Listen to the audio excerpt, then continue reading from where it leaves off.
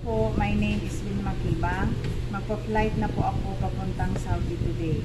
Ako'y lubos na nagpapasalamat kay Ma'am Lita at ng Non-Stop Gensan sa pag-aasikaso sa aking pag-comply ng aking mga dokumento at sa pag-a-assist sa aking medical. Sa gustong mag-abroad, dito na kayo sa Non-Stop Gensan. Mabilis ang proseso at aasikasuhin kanila. Thank you and God bless po.